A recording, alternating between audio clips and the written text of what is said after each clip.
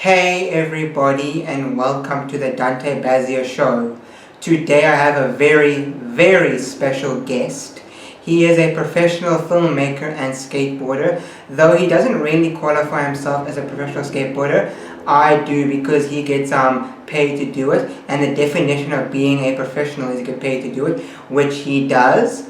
So he is a professional skateboarder and professional filmmaker. He has worked with some of the biggest companies in the world, such as National Geographic. He is also sponsored by one of the biggest companies in the world, Vans. Please welcome one of my good friends, Brett Shaw. So what you're doing this year? Are you homeschooling or are you going to school? Well, I'm going to cottage school. You didn't dig it so much later. Yeah, it's cool. You happy? Yeah, it's alright. I only go there 3 times a week, and then What grade are you in now? last year I'm 12. Oh wow, that's cool. What are you going to do next year? Are you going to go study or Don't know. living it? I'm just doing. I'm working on getting an online store for pictures. That'll be sick. And then ship from here, just out of your house. Yeah. I think that's the start. That's how all my friends started. Get a few boards and some wheels and sell it, get more money and build it and build it and build it, yeah. That's how it goes. Yeah. Okay, what do you want to ask me? Welcome to the show. Thank you. Thanks for doing this. Thanks, dude. Good to be here. Yeah. You're the 3rd guest on this podcast. Yeah, I watched that fishing dude. That's my friend. Yeah, it was cool, yeah. Very cool. I just like interviewing. People are interesting.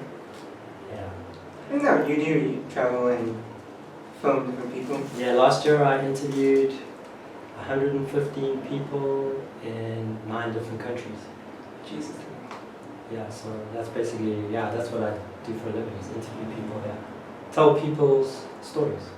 Sick. Yeah, Do you enjoy it? yeah, really, I do. I love it. It's very cool. It's hard work, but yeah, it's very cool, yeah. Sick. So I'm gonna start. How did you get into skateboarding? Skateboarding, I got into skateboarding in 1986. My neighbor was this kid called Shaw. He had one of those little plastic banana boards. And I kind of, pictures of those boards. yeah, I kind of like cruised down his driveway a bit, and then there was this place near us called the Crest of Bowls. It was kind of like a snake run, concrete snake run. And I went there with a friend and rode his board, and then my dad got me a board, and then I just kind of started from there, and then I never stopped. So I think it's been 34 years that I've been skateboarding for now. Well, in your interview on Session, you said that you've been skating for like 4 decades. Yeah, well it is, because it's 80s, 90s, 2000s, 2010, so I've been skateboarding 5 decades now, because this is the 5th decade, yeah. It's crazy. Yeah. So how old are you? Turning 18. Okay, so there you go. I'd been skating, when you turned 18, I'd already been skating a long time, man. What do you think has kept you motivated to continue skateboarding?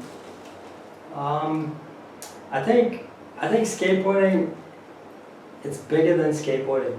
I mean, I love the act of skateboarding, you know, the actual tricks and skating and doing that kind of stuff. But skateboarding is so much bigger than that. It's the art, it's the music. Yeah, like all the friends that I've made through skateboarding are like lifelong friends. You know, they're like guys I've been friends with for a long time. But you know, there's so much more that comes with skateboarding. It's a community of kind of like, you know, when I started skateboarding, it wasn't cool. It was like all the misfits and the weirdos and all the strange guys that didn't really fit in any way. So I mean, skateboarding's very cool now. I mean, everybody's a skater now. But like, you know, back in the day, it was kind of looked down upon to be a skater. Yeah, I don't know. It's just in my blood. Like I can't let it go. I think also there's a period in when dudes get to their 20s where the party gets them. The chicks and the drugs and the alcohol. I think that gets people, and I kind of like, if you get through that, then you... Did you kind of avoid that or not really? I've never drunk alcohol or taken drugs or smoked or done any of that. I have a lot of addicts in my family, so a lot of alcoholics and a lot of... So I have a very addictive personality, and that as a young kid I figured out, like, if I drink or I do drugs or do any of that, I'm going to kill myself. So I've never done that stuff, but I have no problem with it, and all my friends do it. So I've just always, anybody that knows me well just knows I don't do that stuff. I don't know, yeah, I've always just navigated. I've just always been around the chaos, but I've never partaked in the chaos. Oh, interesting. How was it growing up skating? Were your like, parents supportive of it? Or? I think my dad's a very good sportsman, so he played like, he was like provincial, water polo player. He was a professional tennis player. He played professionally overseas, and good hockey player, good baseball player. My dad's like just the ultimate sportsman. So I think when I started skateboarding when I was 13, I just stopped all other sport. Like I didn't care about anything but skateboarding. And I was kind of the same. yeah, like so I remember when I was in primary school, they were like, you have to like a school sport. So I just did cricket because you kind of have to. But I didn't really care about it. More was like I just wanted to go out and skate. Yeah, so I skated, but I think it was only like when I got my first session cover that my dad really actually went like, oh wow, this guy's he's good at this, this is... And then my dad could be like, he could actually put it in perspective. Because with the team sport, you have winners and losers. Yeah. Whereas in skateboarding, you don't really have winners or losers. You just kind of, it's a personal thing. Like... The win is you landing a new trick or landing something hard. Yeah, just like doing a cool trick or skateboarding, for me, I get just as stoked seeing my friend land something. If my friend does something cool, it's like yeah, you're right there and you celebrate, and it's cool to be, it's just a skateboarding is a good community of like-minded people. I agree. Yeah, and skateboarders are very accepting of anyone. Like our one friend Rob doesn't have any legs, and he's ripping. And we don't think of that. We're skating and we're having a good time. We don't care. There's a lot of, we have gay friends, we have straight friends, we have black friends, Indian friends, color. We don't care about color or race or anything. It's just a community of people who just have the same objective, and that's to skateboard. Who was your first sponsor? My dad. Yes, everyone's first sponsor. Yeah, my dad was the CEO of a shoe company called High Tech Sports. Yeah, and every year he used to go to Germany for the World Sports Show. And so every year he'd come back with a skateboard for me. So my skateboard had to last a year. And then he'd do that. I think the first package that I got from somebody would most probably have been Billabong. Billabong gave me one box.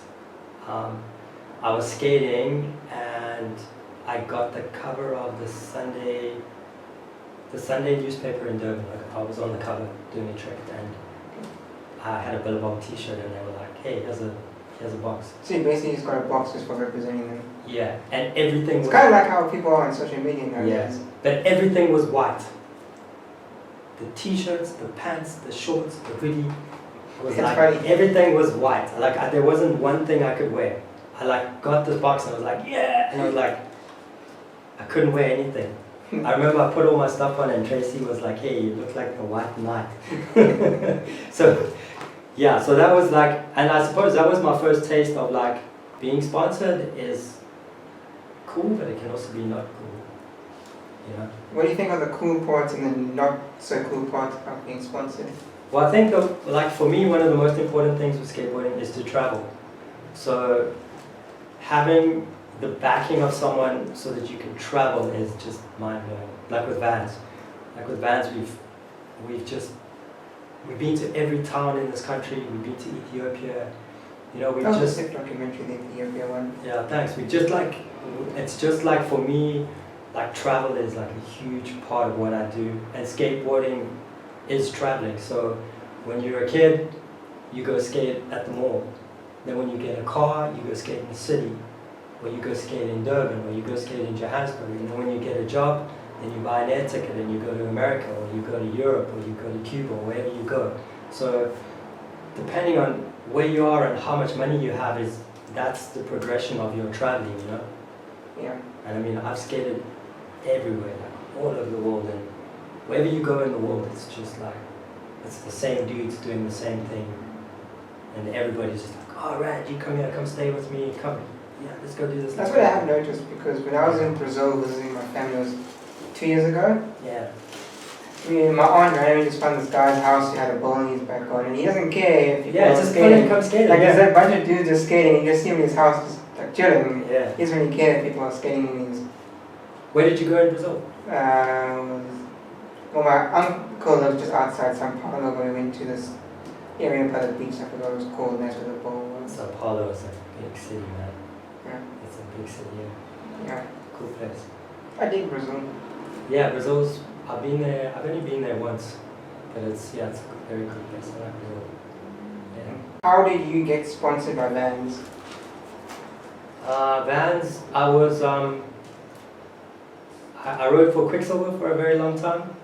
I was kind of like, I did this show called Board Riders TV. I've seen them there. Yeah, it was a surf, skateboard, snowboard show, and I was the director. And I shot a lot of it, and I edited a lot of it. So I spent a lot of time with Quicksilver and shooting surf trips, skate trips, and everything. And then I think because before I was on Quicksilver, I was on Volcom. And then when I was working for Quicksilver, it kind of was a conflict of companies. So I just kind of like faded out of that, and then just kind of faded into Quicksilver. And then after a while, they kind of put me on the team, and because I did well in a lot of the bowl contests, I used to always come third, because Dallas won and Jan came second and I came third. I'm not competitive, so I don't really care. But isn't Quicksilver's like skate image side of their company more focused on training skaters, since it's more similar to surfing? well, Quicksilver canned their whole skate program. They cut it. But I was on Quicksilver, so maybe like say 8 years I was on Quicksilver, and then my friend Keith, he used to run the Boogaloo stores, and he's one of the dudes at Vans. And I used to come down on holiday to Cape Town once a year with my wife, and I used to always go to those Renegade stores to buy like sample Vans. And I'd come and buy like 5 pairs, and that would keep me going for a while. And one day I was there, and Keith saw me. He was like, "Hey, what are you doing buying Vans?" Because when I was on Quicksilver, we used to ride DC shoes. Because DC and Quicksilver were together, and my friend Pat worked there, so they used to just give me shoes. And then Keith was like, "Hey, do you want to ride for Vans?" And I was like, "Yeah, hell yeah." But there was kind of like a little bit of a conflict, because I was on Quicksilver clothing, and I had Vans shoes, and the Vans clothing was way cooler than the Quicksilver gear. And so eventually I just said to Quicksilver like, "Hey, thanks, I appreciate everything, but I'm going to move over to Vans." And then they just put me shoes and clothes and everything, which was maybe like 8 years ago. Yeah. Was the main reason that you left Quicksilver for Vans was mainly because they were giving you shoes, or was it just you preferred their products? Well, also with Quicksilver, because I did Board Riders TV for like 6 or 7 years, so I mean my whole world was Quicksilver surfers, skaters, snowboarders. I mean, we'd go to Europe, we'd go on surf trips, we'd go skating. I used to do all the skate tours. I mean, I kind of was like the team manager almost, because I was putting the tours together, then filming them and doing everything. So, but like Quicksilver was never like a brand that I was like, "Oh wow, it's Quicksilver, like this is cool." You weren't super stoked on it? No, it was just more of it was my job. It was like how I was making a living, you know? Okay. Whereas like, I've always had Vans shoes. Like when I was a kid, when I was 19, I traveled around America for a year, where I went to every state, and then I bought a pair of Vans. So whenever I bought shoes, I bought Vans. Like I would never buy another shoe. Like I would only buy Vans. So when they phoned me, I was like, I couldn't believe it. Like I was like, wow, this is So one of your dreams, basically. yeah, it was like a dream. It was like the coolest thing. I mean, it's like, hey, I'm buying this stuff already, and they want to give it to me for free, and they want to send me on tours. I was like, yo, that's like basically, that's what I want to do. That's what I'm about, you know. Okay. Yeah. What do you think is the best skate shoe, in your opinion, or the one you skate the most that you like? I like. It's hard to say because the progression of shoes changes so much. Like if I look at like a half cab I skated 20 years ago, and the half cab today, it's like, you know, it's like, because you've got the ultra cush, you've got all these new things, and I think your favorite shoe always changes. My favorite shoe just to rock would be a half cab, just because that's such a rad shoe. But right now I'm skating the 112 mids, the pro shoe, and I really like that. But if I skate a pool, I skate the skate high, because when you skate a pool, your board always follows you, so you end up getting a lot of bruises and cuts on the back of your leg. So I skate a high. But then if I'm street skating, at the moment I've got the I'm skating a pair of the I think it's the Elijah Burners, like his shoe, and I've got a pair of the TNTs. Okay. So it's hard to have a favorite shoe, because also like Vans will get in the Carl Walkers, and then 2 years later they won't be Carl Walkers. So it's just a progression, and I mean skate shoes are pretty crazy the way that technology progresses. But if I had to pick an all-time shoe, it would be the half cab. You know, a lot of people say their favorite shoes are half cab. yeah, I got maybe 10 pairs that I've had for 20 years. You know, all different colors, all different styles, and it's just a cool, light shoe that you can also skate. Yeah. Are you a fan of Steve Caballero? Yeah, he's definitely a very cool skater. I haven't met him, but he's cool. He's a very cool guy. I like his Iron Club episode. I haven't actually seen it yet. I've been so busy, I haven't had time to watch stuff recently. Yeah. But I like Steve Cap. He's a ripper. Yeah, he's a ripper. Yeah. Why do you prefer skating half pipes and bowls more than street? Or is that just because of you getting older? Yeah, when I was a kid, I used to jump down stuff. I mean, I grew up when I was in my 20s. It was like the Zero, Thrill of It All video came out, and Misled Youth, and we jumped on stuff, did handrails, big hovers, that kind of stuff, and then I kind of messed my back up. I had to wear a back brace for about a year or two, and then I kept like spreading my ankle really bad skating round bars. So eventually when I got to about 30, I was like, I didn't stop street skating, but I changed the way I skated. And I kind of like skating really big stuff because it scares you, and yeah, you kind of get that same thrill of like jumping down something big. So if you do, like we skate the City Bowl pool a lot at the moment. I say you can come check that. And the deep end is maybe 22 foot. So it really is gigantic, and just getting a grind there is cool, you know. So yeah, it kind of was not, getting older and the body getting more beat up, and I think with skating big transition like that, you can still charge full tilt, and it's more forgiving than jumping down 10 skates. Yeah. But also, I mean, we skate huge ditches. I mean, those ditches we skate out in Gouda and Hartford, and those things are gigantic here. I mean, if you break something in there, I don't even know how you'll get out of there. Dudes will have to pull you out with a rope or something, because it's so big and gnarly. And yeah, so what we skate and how we skate is still, I think the way we skate those ditches and pools, and I'm not like a skate park guy. Like, I don't really care much for I remember when I went to Australia, you only really just skated the bowl. Yeah, I just go skate the ball. I don't really care about rinky-dink stuff. If I'm going to go street skating, I'll go bomb a hill. Like, I bombed the hill on the way here. Like, I like that feeling of going too fast to jump. Like in the streets? Yeah, like I grew up in the gutter. Like, I want to be in the gutter. Like, I don't really, The street course in a skate park is not it's not street skating. That's I don't know, some other thing I'm not interested in.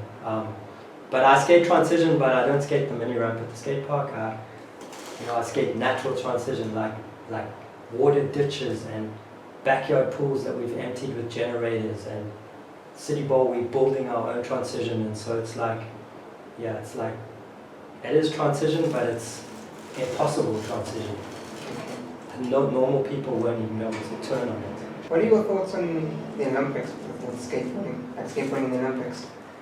Or you don't really have any? The Olympics is funny because my friend Dallas is competing to go to the Olympics, but I don't really care. So, but I can see how passionate he is about going to the Olympics, and so, like I'm his, like it's like I'm not competitive, so I don't care about contests. I don't care about beating anyone. I don't care about being the winner. Just do it for fun.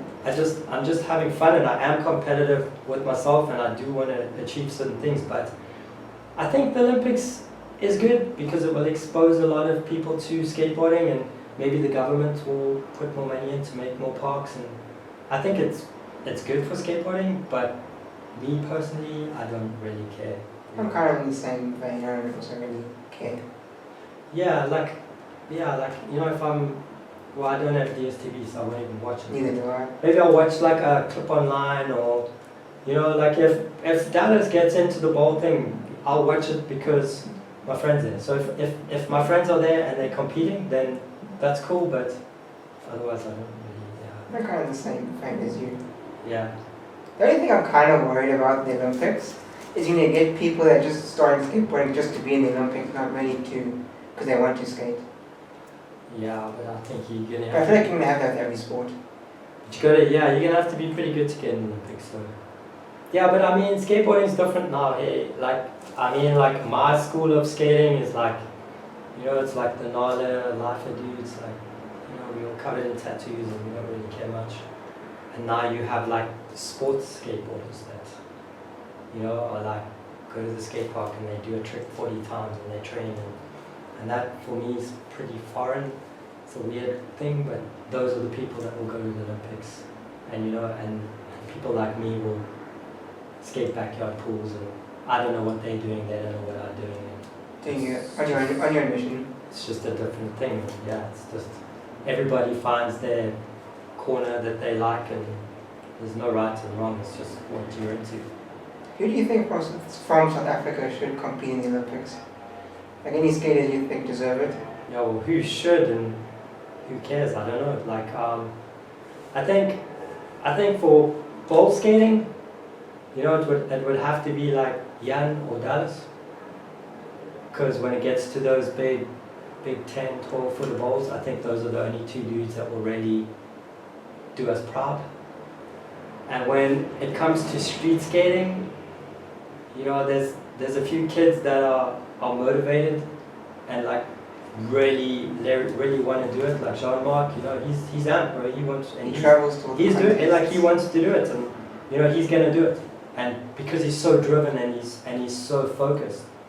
He's one of the few guys in South Africa that actually takes skateboarding like seriously as a job, like as a manager and all that kind of stuff. He takes it. Yeah, well, like as I say, it's a different path. It's like totally different to the path I've taken, but like good for him. That's what he's doing.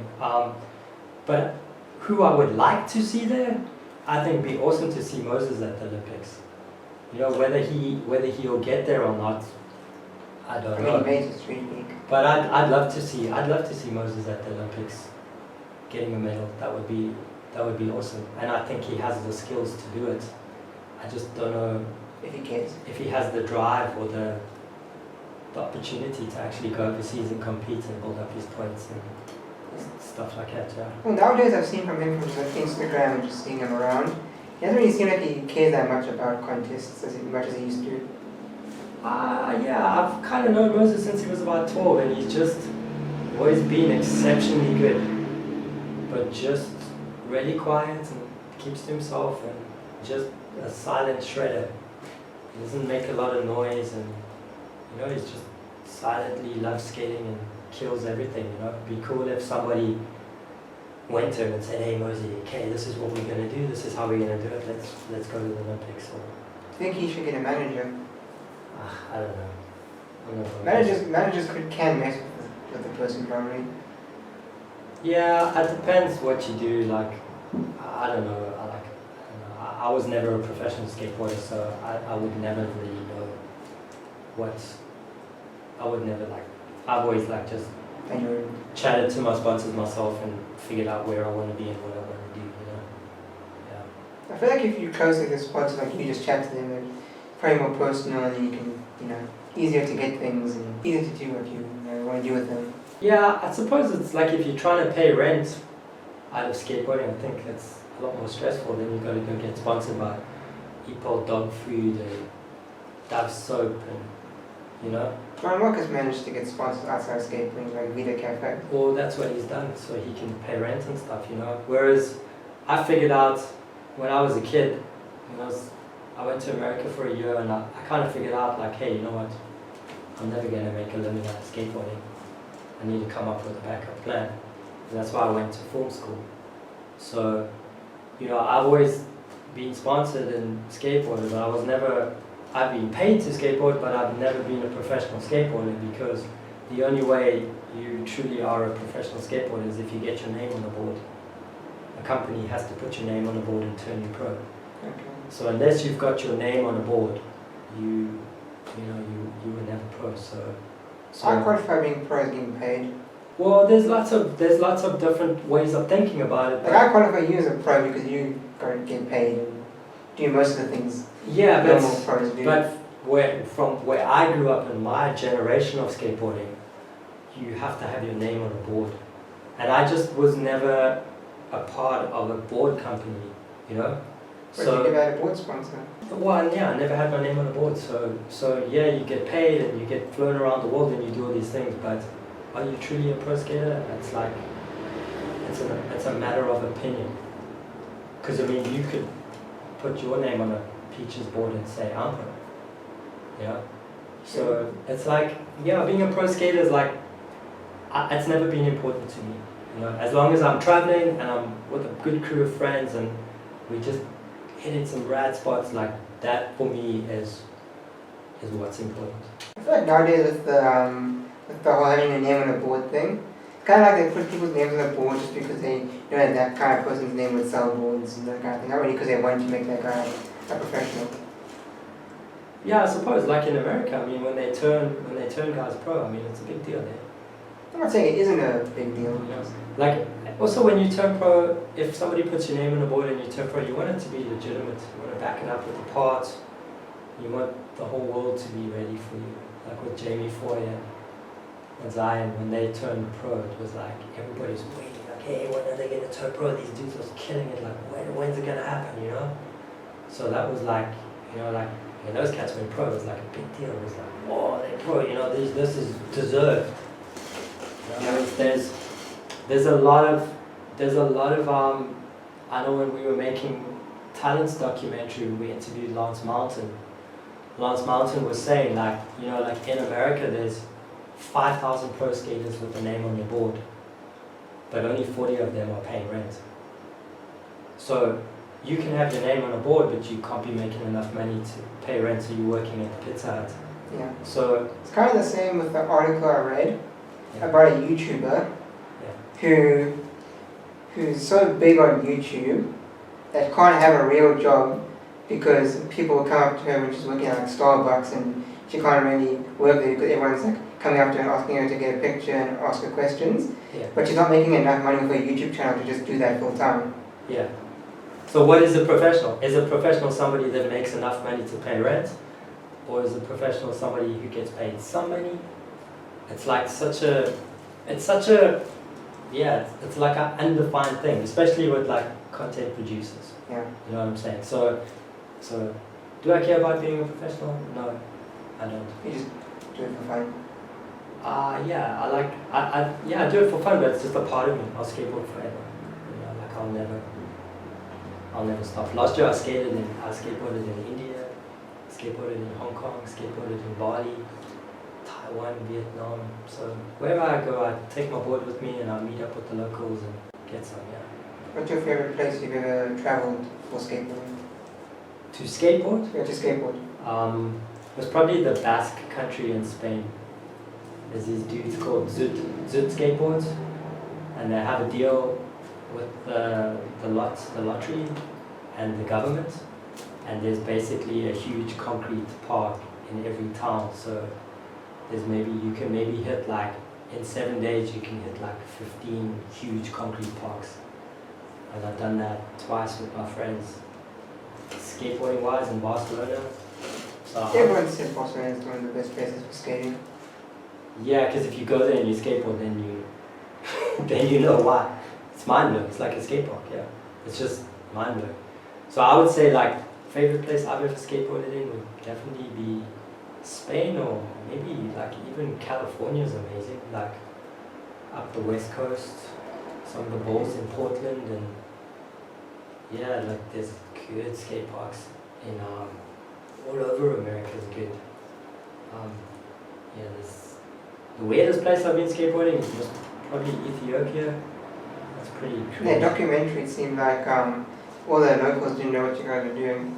It's a pretty weird place. Yeah, it's a hard place. Ethiopia, Addis Ababa is a hard place, man. It's gnarly. Dudes are trying to like survive there, you know. But yeah, I mean, yeah, I think your favorite skate place changes all the time. Just depends on what you're looking for. Yeah, exactly. But as far as like go there and having a killer time, is Barcelona, I would say. But, I mean, a lot of dudes are going to China now. Yeah. Portugal's a hotspot at the moment. My friends all just went to Portugal. So yeah, it's just the world's a big place, but it's kind of small as well. Yeah, what would you say is your favorite place you've traveled for, like just like a holiday? Not a holiday, I suppose my favorite place is Cuba. I went there in 1997 when Fidel was still like the dude, and it's just like all raw. Dudes were like wearing sandals made out of car tires and stuff. And then I went back there in 2015, somewhere around there. And so to see Cuba, like raw Cuba and Cuba of today was really rad. I really like Cuba's a special place here. Yeah, really beautiful place. Good people, good food. Just, yeah, one of those special places. Planning on going back there? Yeah, maybe I would. I don't really have anywhere like I dream of going, because I've been to so many places. I'm going to Iceland soon. I'm looking forward to going to Iceland. Is that for just for holiday or for? No, to make a documentary. Yeah. I was just recently in Japan with my wife. Japan's cool. Cruising on a bullet train. My brother wants to go to Japan. Yeah, cruising all over Japan. Japan's just a special place, man. Do you watch anime? I don't really care about anime, but yeah, if you're into anime, No, I don't really watch your it. mind will get blown there. My brother likes it. Yeah, his mind will get blown. It's like I did a story on a girl called Chami, and she's like, it's called Decora. She kind of like dresses up like anime characters, and yeah, it's pretty cool. Some crazy stuff there. Yeah. I should check it out. Yeah, it's very cool. So you're vegan? No, I'm not vegan. I still eat some dairy products, and I eat fish every now and again. Cause I'm a TV series director, and I travel a lot, and I find it very hard to eat in some places if you don't eat dairy and fish. Yeah. So when I'm at home, it's easy, but when I travel, it's not so easy. So yeah, I don't eat any kind of meat at all for a long time, but when I travel, I do eat fish and dairy. Yeah. And I'm not I'm not one of those dudes, I'm not like a preacher guy. I'm a vegan and you eat meat so you're a dirtbag, or I don't drink and you drink, or I don't take drugs and you take drugs. I don't preach anything. Like, I personally do certain things because I think I want to do that. Okay. But whatever anybody else does, I don't really care what you do. Yeah, it's whatever. Has changing your diet made a difference to your skateboarding and just life in general? I think like when you get older, because I'm 46 now, so you have to think a bit more about your body. And I think my energy level is way better not eating animals. Plus I really love animals. You know, like I love dogs, and so I don't really, one of the reasons I don't eat meat is because I kind of like, makes me sick what people are doing to animals. So, but it has, it does, you definitely do. You don't feel so heavy and bloated, but you gotta eat right. So you need to get your protein and you need to get all Your veggies. your different oils. Well, people think if you're a vegetarian, you just eat an extra portion of vegetables, which is not like that. I mean, like a lot of my protein comes from hemp seeds, I eat a lot of chickpeas. My wife is really on it, because I don't really like paying much attention to that, but she's really on it, and she's like, okay, cool, we need this, we need that, we need these nuts, we need this. So she really looks after us and makes sure that we get all the right stuff. Because I think people think being a vegetarian is eating pasta and vegetables, which is why most people don't stay like that for long. Yeah. I could probably never be a vegetarian. I enjoy meat too much. Well, there's nothing wrong with that. I don't know. There's nothing wrong with it. You know, so Everyone's diets are different. exactly. Whatever you're into is what you're into, but if you think something's cool, then you've got to go, then that's what you must do, you know. Yeah. Well, nowadays it seems like being vegan is kind of more of a trend. Yeah, I think there's a lot of people that just do stuff for trends. Yeah, I think my wife and I, we just kind of had something happen to us, and we were like, okay, cool, let's reassess what we're gonna do, and we just made a decision to do it together. So we did that together. And I haven't missed meat at all. I haven't eaten meat for 2.5 years, and I don't miss it at all. Yeah, not in the slightest. Yeah. Okay. So the way you're eating now, has it helped you with your skating, like to have more energy when you're skating and that kind of stuff? Yeah, I'm sure it does. Yeah. If you eat right. It depends on what you eat. Yeah, that's it. You just gotta eat. But it's like with anything, you just can't do anything in excess. You can't eat a steak every night. True. You know, you eat a steak every now and again and stuff like that. As long as you're getting protein, and I feel good. I feel good. Yeah. Nice. How did you get into filmmaking? When I was like about 12 years old, I used to always ask my uncle if I could use his little camera. Basically from skateboarding, because we film each other skateboarding. So we'd ask, I'd get the camera from my uncle, we'd film each other, and then back in the day we used to use VHS machines. I don't know if you know what that is. I've heard of it. It's like with tapes, and then I would have my VHS machine and I'd get my friend's VHS machine, and then we'd edit from tape to tape. And that would be a mission. It is a mission, but like that's how I started, like from whenever, since I can remember, like my earliest thoughts, I've always been into filming, taking photos, editing, doing that kind of stuff. And then when I went to film school. So I studied in film school for 3 years, learned all the theory and all that kind of stuff. And then my uncle is a TV producer, so he gave me my first break. For sure, was it a documentary? We used to do the first shows I worked on was a show called MTN Gladiators.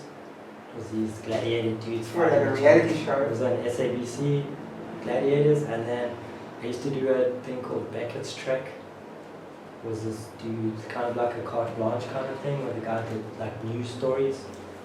I started in like television, and then just kind of progressed from there, and then ended up making stuff for National Geographic. It's just like skateboarding and making moving visuals has just been the same path because they kind of complement each other. Same as you, when you go skate, you take your camera and you film yourself, you film your friends, and then eventually somebody gives you money to do it. So it goes from like this fun little thing you're doing, and then eventually someone phones you up and says, hey, can you come do this for me? I'll give you so much money. And then it's just like a progression. What is it like working for National Geographic? So what happens with National Geographic is you have the channel, and then you have distribution companies, and then you have production houses.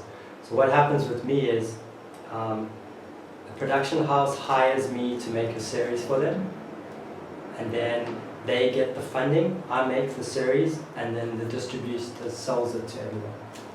So I've done two television series for National Geographic,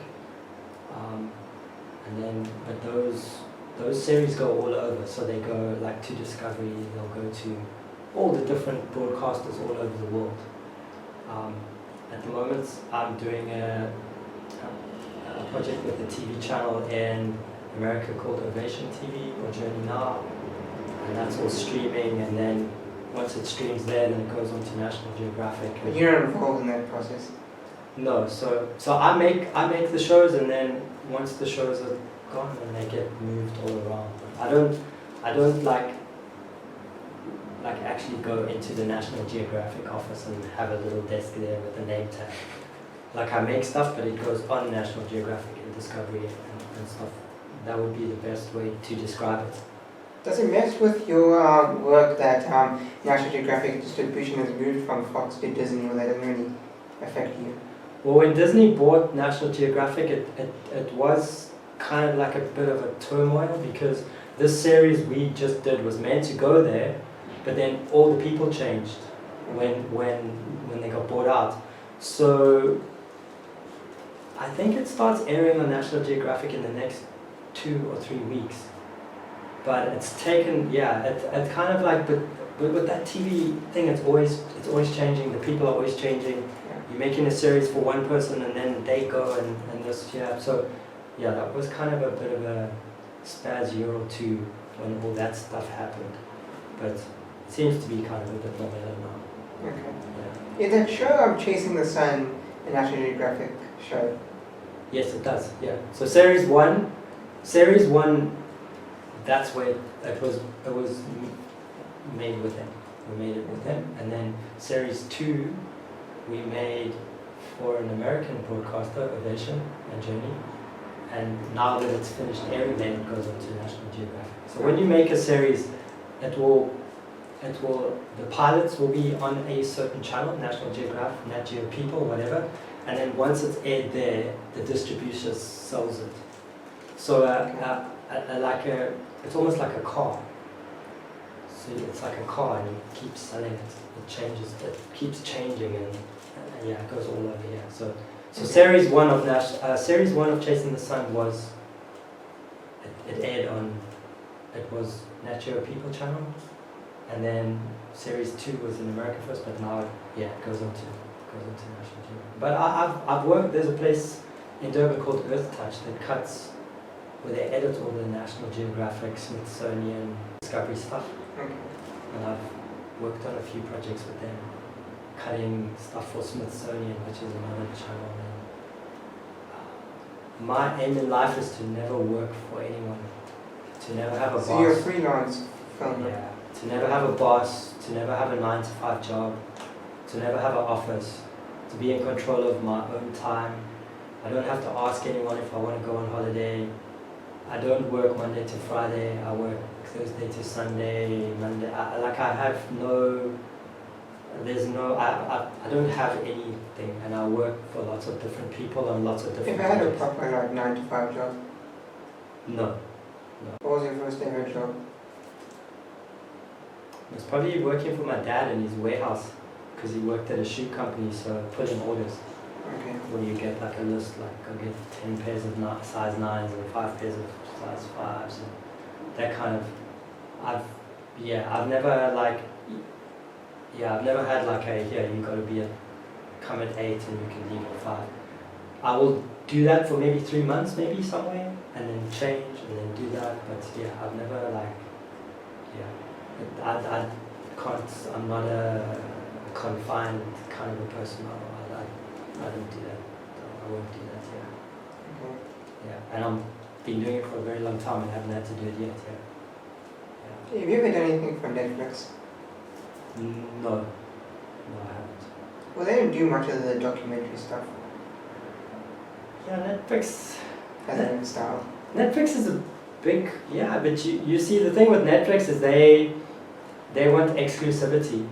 Yeah. So we could do a series, the guys I work with, we could do a series and sell it to Netflix, but then it never goes anywhere else. Whereas with a series you want to be able to sell it and move it around, sell it to airlines, do all that kind of stuff. Once you've made something, it's a product, it's a brand, and you keep selling it. Well, that's what most streaming services are doing now. They're keeping exclusives. That's how because they want people to subscribe to you for that specific show or movie. Exactly. And I don't think the budgets are big enough to make TV to like do an exclusive deal. You'll lose money on it. Whereas if you keep selling a series, you can recoup your money. Yeah. What is your editing process like? I think editing process is very different according to your project. If you're making like last year I made 8 50-minute documentaries in 4K in 9 months. Your editing process has to be exceptionally neat, and you have to have an exceptionally neat workflow, and you need to have, and that just comes with experience. I've made over 500 TV shows, so yeah, there's just a level of experience, and then I work. My friend Yube edits with me, and Isn't he more skateboard focused? He's editing. Yeah, he's a skateboarder, but yeah, he's really talented as well. So I'm kind of like introducing him to new worlds of editing, you know. Because if you can take that passion that you have for making skateboard videos and you can put that passion into other things, that's when you'll become a really good filmmaker. Because you need to, the passion that you have for skateboarding, you've got to bring that into your life. Your relationship with your wife or your friends, or how you play the guitar, or I just bought a sewing machine now, I'm into sewing now. The passion that you put into those things comes from skateboarding, and if you can put the passion that you have for skateboarding and music into other sections, that's when you'll excel, yeah. Okay. So editing process for a big project, it's all about being neat, labeling stuff, and so that when you're working with another editor, your workflows flow together. You know, keep your audio on these channels, keep your sound effects on these channels, put your music on this, interview on this video level, cutaways on this level, titles on this level. Just like work really neat and just work clever. Always back up your footage, label it. Keep your computer working good so it's not plugged up with rubbish. And, you know, like yeah. You probably have lots of hard drives. Yeah. You just have to. I got maybe 50 hard drives with different stuff from the last 20 odd years. But just work neat, work clever, and you know just. Do you ever edit a project with someone else? I try to avoid that. Yeah, like I avoid that. I try Do you to. think people mess with your editing style? I try to pick projects. Generally, what will happen is somebody will say to me, "Hey, dude, this is what I want to do," and then most of the people I work with trust me, so I'll edit it and then upload it to WeTransfer. They'll download it, watch it, and make comments. When I started out, I used to sit with people and edit, and they'd say, "Do this, do that." So I have done more commercial work. I have done a lot of that commercial work. But I'm at the stage now in my life where the people that phone me to work for them, trust me, and I will edit it, send it to them, they'll make the comments, I'll make the changes, I'll send it, they send it back to me, Also, you got to remember the people that I work for don't live in South Africa. So, London, UK, Australia, America. So we have to work with Skype, FaceTime, The time zones are very and we transfer, different time zones and stuff. And so the world is a big place, but it's very small. And 95% of what I do is not in South Africa. It's all over the world here. Okay. So they can't come sit with me, which is cool. Do you find it easier to edit your own footage compared to other people's? Like something you shot compared to just someone sending you footage to edit? Well, ultimately, like with Chasing the Sun, I shoot it as well. So it's I shoot to edit. So it's like a puzzle. Okay. I find that when I edit other people's stuff, that all the puzzle pieces aren't there, and often I have to go look and try to like make a shot work. Whereas when I shoot it and direct it, I know everything's there. It's just. But I got married 16 years ago, and I was primarily a camera guy. But when I got married, I wanted to spend more time with my wife. So I kind of specialized more in editing, because if you're editing, you can be around your wife. Okay. And if you're a camera guy, you're never home. Do you edit from home? I have a studio in my house, yeah. Okay. So that's why I do, I edit I do a lot of projects where I have nothing to do with the shooting. The dude send me a hard drive, a brief, and I kind of cut it. And I enjoy that, but I find with those projects I'm always missing a few shots, whereas if I shot it, I wouldn't be missing those shots. How important do you think sound is to a video or to any project you do? It's incredibly important. Sound is a huge... I work with a guy called Tim. He has a company called Origin Audio, and I have no interest in editing sound, none at all. And I get the sound good, and then Tim is really passionate about audio. And this project, Chasing the Sun series, he does all my audio. He's like the audio guy. I send everything to him and I pay him to do it, and he does it. I was a sound man for maybe 2 or 3 years.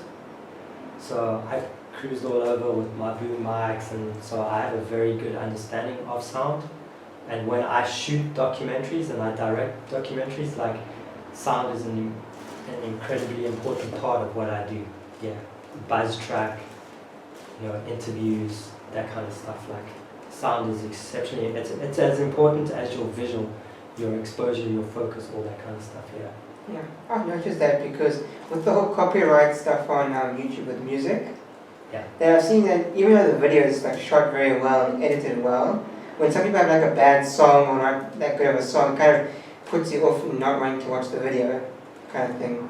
Yeah, I like work with a lot of music libraries, and for Chasing the Sun we use Audio Network.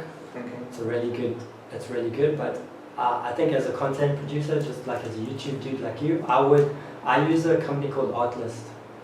I pay like a couple $1,000 a year, and I can use as many songs as I want. And there's some good music libraries now, like Artlist.io. That's really that's one of my favorite ones. They've always got new stuff and they got good stuff, But music is exceptionally important. I think when you're starting out like you are, like, it's a good thing to like get music from bands. That's what I do. Like nowadays I just email people. Hit bands up and get music from bands, and find one of your bros who's making beats in his bedroom. Well, half the time they just appreciate the exposure, so all they want is you just to link their their Spotify or their SoundCloud, that kind of thing. Yeah. So when I was working on I Am Thalente, my friend Natalie, who was the director and one of the producers, she is really well known for music videos. So she's done music videos with like Annie Lennox and Morrissey and Rammstein, and she's like made huge music videos. So she had really cool hookups for the music on that documentary.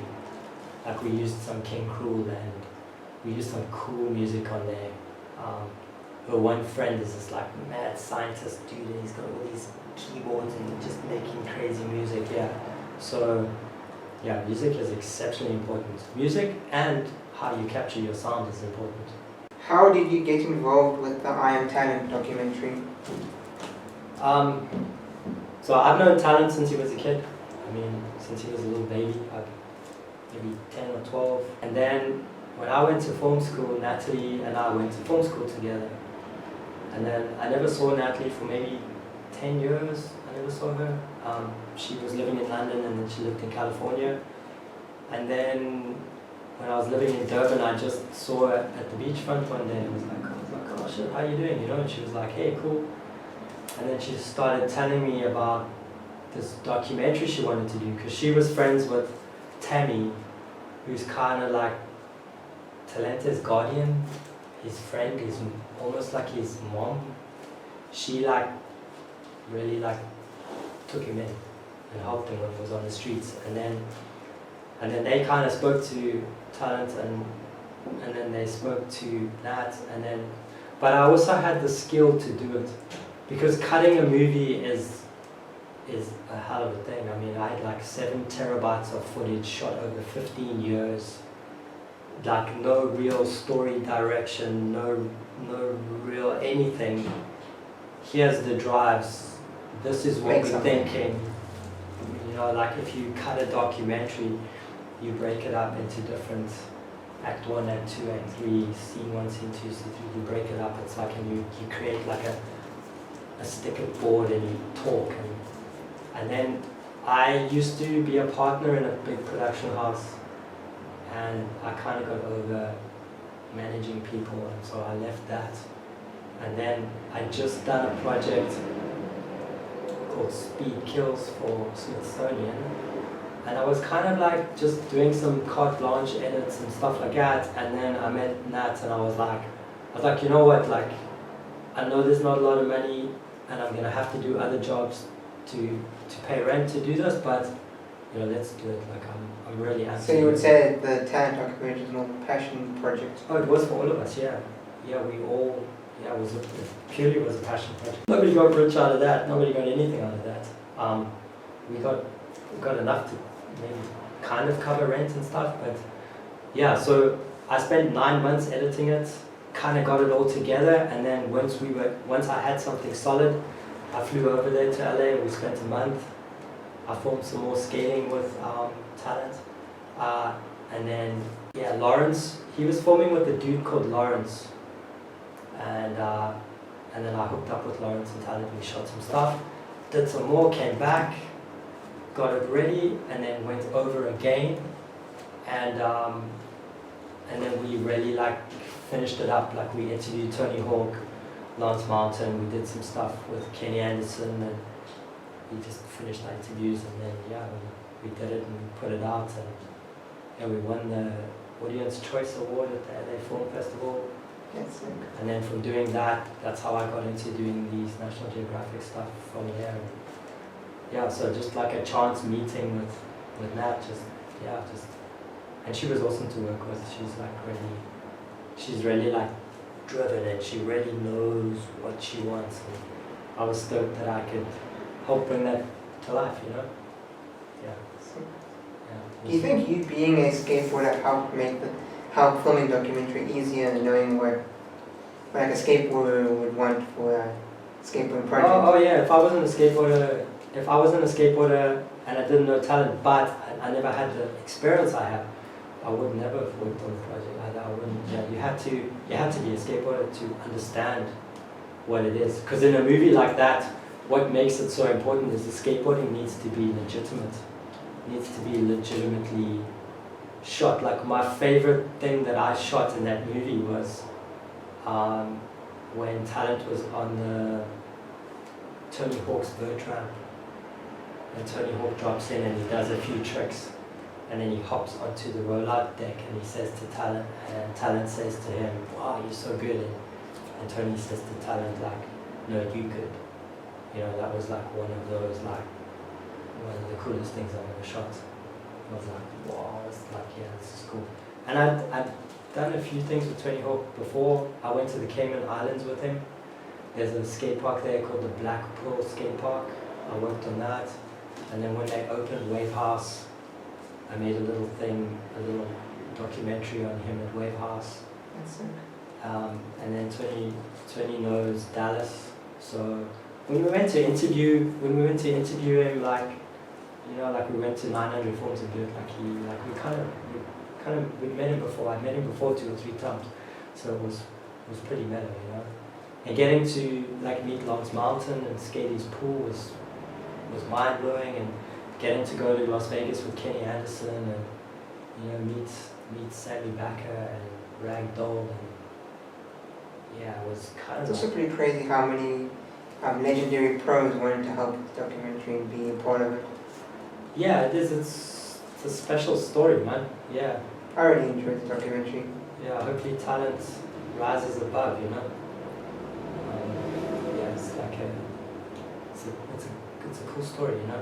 Teaching them how to read and write and how to add. And One thing I love about the documentary, I'm not going to spoil the ending because I'm going to say it revolves around it. But what I like about the ending is not anything like grand and big, like it doesn't like sign a huge deal to a company. It kind of just ends like very naturally and also like relatable and kind of. yeah, so It wasn't like made up and like to hype it up more. Yeah, so we call that kind of a documentary is called the hero's journey. So the story is just the journey, you know. Yeah. And I think talent, the thing is that he couldn't read or write, or imagine going to McDonald's with money and buying a burger and not knowing how much the burger is. Just like, here's my money, you know, like, whereas, you know, like he was an awesome skateboarder, and he still is an awesome skateboarder, but now he has these life skills that, you know, he has a car license, he has this, he has that, so it's like, skateboarding is cool, but you need basic things in life to help you succeed, to give you your foot up to your next thing, yeah. I would dig to interview talent. That would be a cool one. It would be cool if you could find him. Well, is he everywhere? Not easy to get hold of, yeah. He's out and about, that cat, yeah. So wasn't he around here, like, because I saw him on Instagram was in the comic around. Yeah, he's kind of hangs out a lot with Seb. So Yeah, I see that. him and Seb are hanging out, so, but I mean, yeah, he's a very elusive, quiet, stick to myself kind of a dude, so, you know, you'd have to like see him out and about and be like, hey dude, can I do an interview? I mean, I see him once a year and it's cool, but yeah, we don't hang out all the time, yeah. I would also really dig to interview Tony Hawk. But that one's going to be a hard one to get.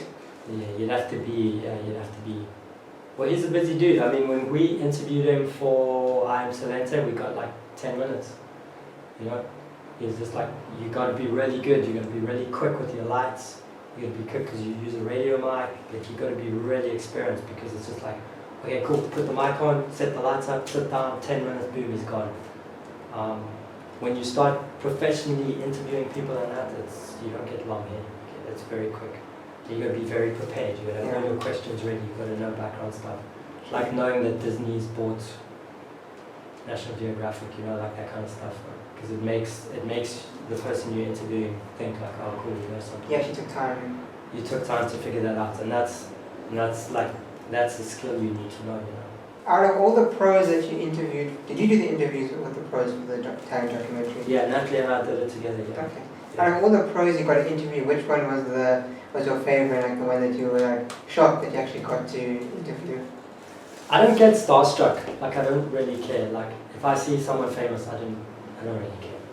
But I think that those interviews, like getting to know someone and spend a little bit of time with them, I would say Kenny Anderson, because he's like a really, he's just a cool dude. He came upon humble in the documentary. Well, yeah, he is humble. So we drove to Las Vegas and we spent the weekend with him in Las Vegas and got to know him and hang out with him, and yeah, I enjoyed that, you know. But I don't get starstruck. Like I don't ask people for autographs or pictures or give me your sock or any of that. I just like, you know, like he was just a cool dude. But also like, I mean, as a kid growing up and watching the Bones Brigade and Powell Peralta and that, and then actually going to Lance Mountain's house and skating with him and sitting and having a conversation, that's cool. That's just like, oh wow, you know, this is the dude, you know. Yeah. And also like, getting to interview people like Tony Hawk, and then they're just normal people that just got a break and blew up.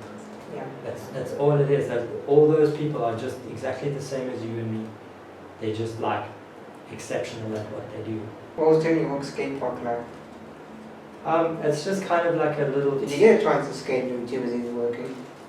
No, I don't really skate there. It's like a 14-foot vert ramp and a little street course around the back. So it was, yeah. If you go watch Tony Hawk's, he released a part a few years ago. Yeah, I know the one when he was 50. And then he does a tray flip and Talent does a switch tray flip. Oh, that part. That trick, it's kind of in the credits of his part. Yeah, I filmed that. That was the day we were there. Okay. You could kind of see in the dock. Yeah, you could kind of see the street part of it there. It's just normal. It's just like a little arbor and a quarter pipe and a flat bar. It's pretty cool, but yeah, it's just Lars Mountain Pool was cool. That was cool. Yeah, that's rad. Did you get to skate that? Oh yeah. I wasn't going to miss out on that. Yeah, I've got 1 or 2 clips skating that pool. I must probably give it to you for this edit. You can find it. I got some stuff I haven't even used anyway. Yeah, you can use it if you want. Yeah. Oh, thanks. Because that pool's gone now. It's been closed down. Yeah. Is Lance Martin's pool the same one that's related to the story of Laws of Dogtown? Not really. No. You'll see in the documentary, Talent skates it a bit. Yeah, I did see that. He does skate the pool a bit. That pool's been in some cool stuff. It's in some of the Nike SB videos. I know Ben Rayborn had a Thrasher part when we were there. Ben was skating it as well. That's where he did the backside ollie over the stairs. The backside reverse ollie over the stairs. But yeah, we got to skate a lot of cool places. A lot of cool places, yeah. Cool place. How would you define your relationship with Talent? Are you guys like close or just homies? I think with Talent and I, there's a huge age gap. Maybe 20 years. There's a 20-year age gap, and I love Talent, and he's a super cool dude, and when we see each other, we'll give each other a hug, and I love the guy, but I'm not in his world. He's a young dude, he's out and about, Doing his thing. he's partying and hanging out with chicks and doing his thing, and when we skate, and I think my relationship with Talent is skateboarding. We're skateboarders and we're friends, and he's a cool dude, and like it would be a skateboard relationship. We don't go picnic on a Sunday, or I don't wash his clothes or anything like that. Like we just, when we skate, we see each other. We've known each other for a long time, and I'd say we just skateboard friends. We'll do the best. Did you help him getting any sponsors he has now? Well, you weren't really involved in. No, Natalie was amazing like that. I know, because when we were in, I'm sure you saw in the documentary, we went to Element. Yeah. With Johnny Shafara and those cats, and Natalie was quite influential in. I think Talent. His Rusticlat is the bangles, like bracelets. He's got it's one of his sponsors. I think his Thunder and Spitfire thing was kind of. Yeah, Natalie was really good. She kind of helped him navigate those kind of things, Yeah, I definitely never helped him get any sponsors, that's for sure. But Natalie did. Natalie definitely helped him get sponsors, yeah. Nice. Yeah. I don't really I'm not like that kind of guy. I've given Talent shoes and boards and stuff like that over the years. I can see now that he's skating Vans. Yeah, I think that came from when he won the Vans Park Series here, Yeah. and he went over to America, and then he spent a week with Tony Hawk, where he just went and stayed at his house and Yeah, I stuff. saw that. I think from that trip, Vans America said to Vans South Africa, hey, put this cat on. So so that's why he's on now. But I mean, my role at Vans now is I'm just an old dude.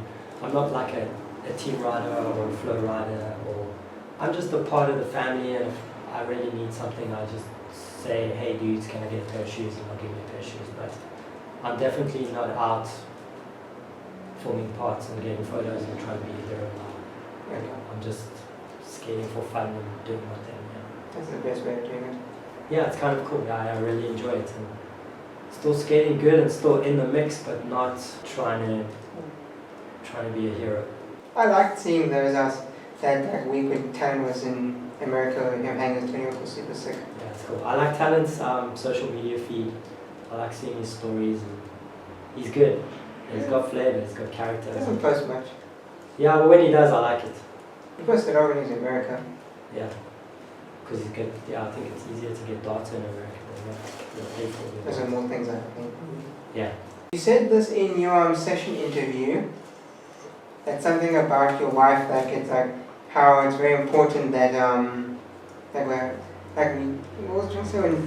in your interview you said that having a wife that like understands you skateboard and do these kind of things makes you want to skate more. Can you explain a bit about that kind of thing? When you're just a single dude, all you do is you skate. So you just skate, and you get like pretty beat up. Like if you're skateboarding a lot and you're going on a lot of tours and you're traveling a lot, you get really beat up. And then when I met Tracy, I was maybe like 27 or so. And then it's not that you don't skate a lot, but you're kind of, your priorities change because it's not just you anymore, it's us.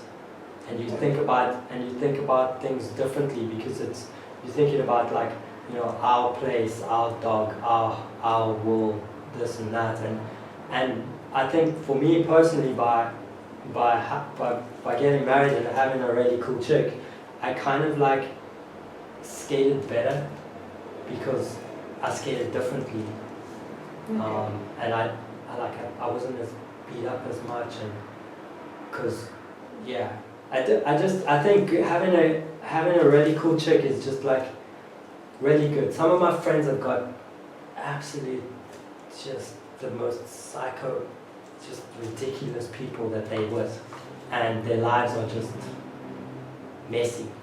And I think having somebody that has your back, but somebody that's also not a brain donor, like my chick, like has her own life where she does her own things and she trail runs and she does all these things and she volunteers at the dog shelter and she does all her things, and I have my skateboarding, which is totally separate from our life. Yeah. And I think it's really important having somebody that supports you, but gives you the freedom to do what you want to do. Yeah. And if you find someone like that, then you're very lucky. I can tell that she supports your skateboarding. Like with the dance bowl contest, she came to support you and that kind of stuff. Well, Tracy has maybe only come to like, in the last 18 years, she's maybe come to like 5 things. She doesn't come... Probably half the time you don't even compete. She doesn't come and watch me skate really. Yeah? I don't go sit and watch her trail run. I mean, I couldn't think of anything worse. You know, like she did a big race. She did the Otter Trail run, which is like 12 hours of just chaos. Like I went for that because I wanted to make sure she was okay, and when she finished, I wanted to be there and hold her and just be like, cool, you care, I'll take care of you, let's go do that. I didn't want her to be on her own for that, but yeah, like she, yeah, I mean, like all the tours I go on and all the stuff I do and the crazy things like emptying backyard pools and going and skating ditches and sleeping in the boats and that kind of stuff, she's really supportive. Whereas if she was like, what are you doing, when are you coming over there, like that would make it a lot harder. You don't feel like a mom? No, she's definitely not like that. She's very, very cool. Yeah. But I'm also very respectful of that. So don't take the piss. I know. Yeah. I noticed at the Vans contest that you knew all the skaters and stuff, and you were like close with them. And yeah, well, all those people are my friends. Those are like close friends, you yeah. know. It's like more than just skateboarding. Those people are like part of our lives. And I mean, if you, Tracy is friends with a lot of my friends. They have their own friendship with that's Dallas and Dave and Colvin and those people. They're like they're not my friends. her friends too.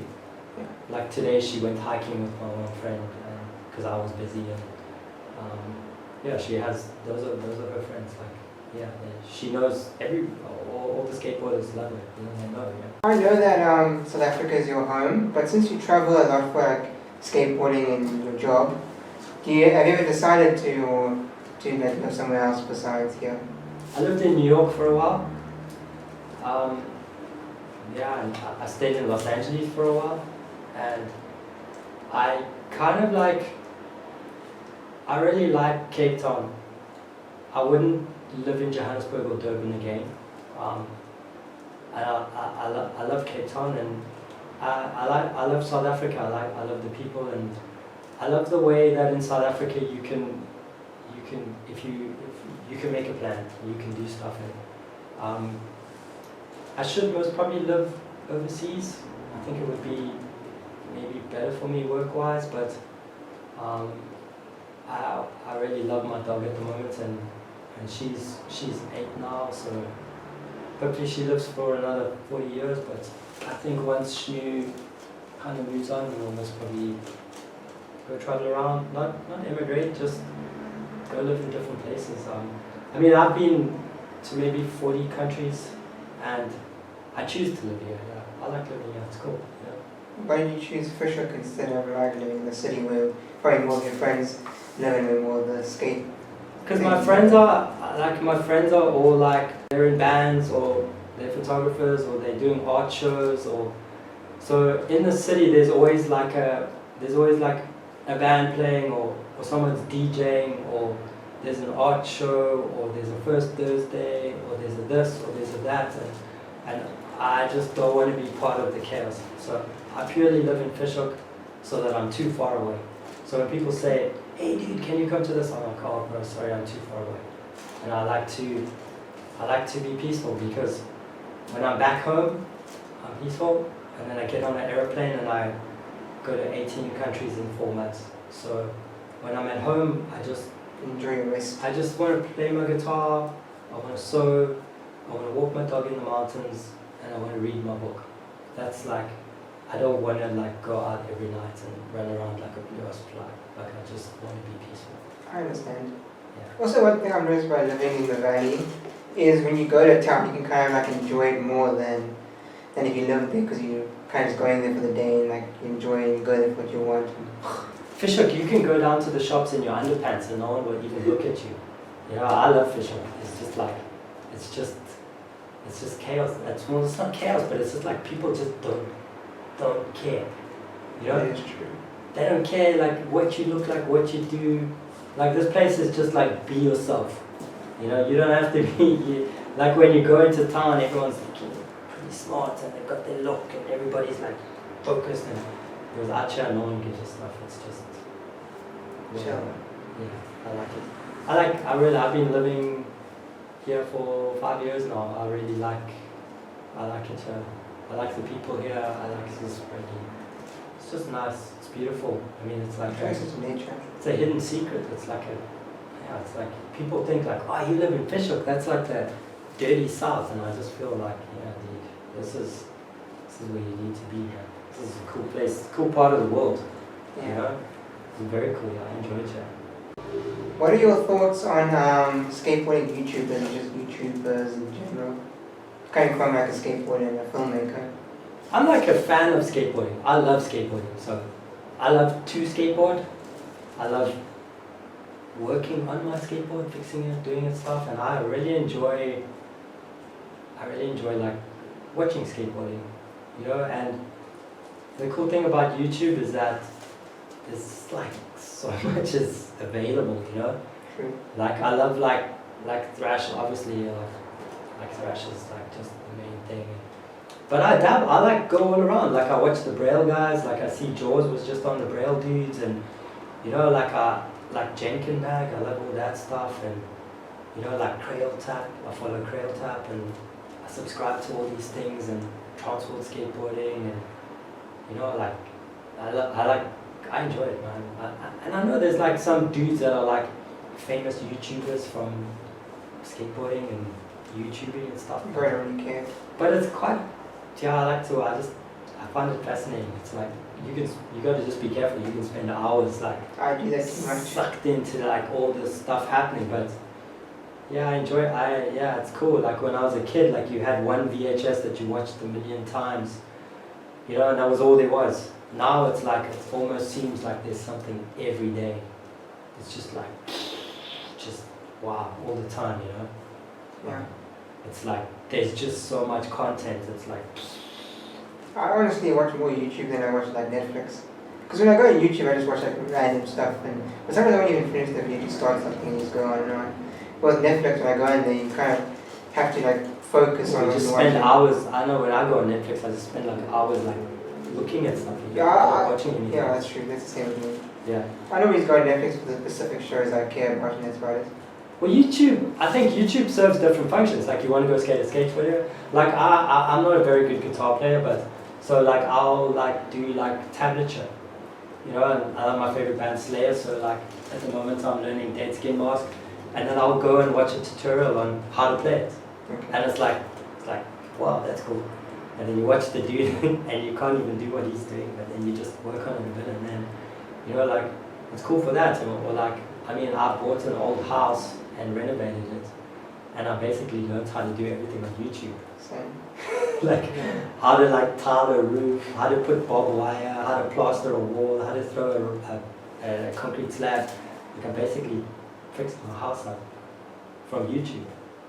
You know, the other day something on my car broke, and there's this dude who's got a channel with my car, and like sewing now, it teaches you how to do different threads and stitch and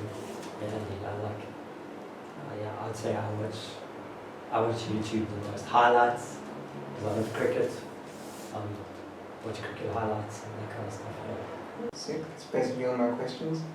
Okay, cool. Thanks for doing this. Yeah, no worries, man. Yeah, so what's your goal? What do you think? Which direction do you think you're going to take your channel? I don't know. What do you enjoy the most? Do you like reviewing stuff or podcast or?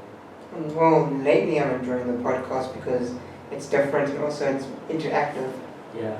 That's one thing I've noticed about doing YouTube is the kind of videos I make, even like a skateboarding video, I just need like someone who can film. I don't really need like to be with anyone else. I can do the video by yourself. And most of the time that's what people want. They just want to see you. They don't really care about your friend, you know, that kind of thing. Yeah. Like if I'm doing a skate shoot test, you just need me to skate the shoot. You don't really need anyone else besides like a filmer. So that's why with the podcast I like that it's more interactive and you learn about people and it's cool. Yeah, That it's also like with the 9 Club, it's almost like an archive of the history of, yeah. you know. Yeah, cool. Thanks, dude. Thank you. Thanks, bro. I need to stand up more back as well. Been sitting for too long. Yeah. More back and stuff.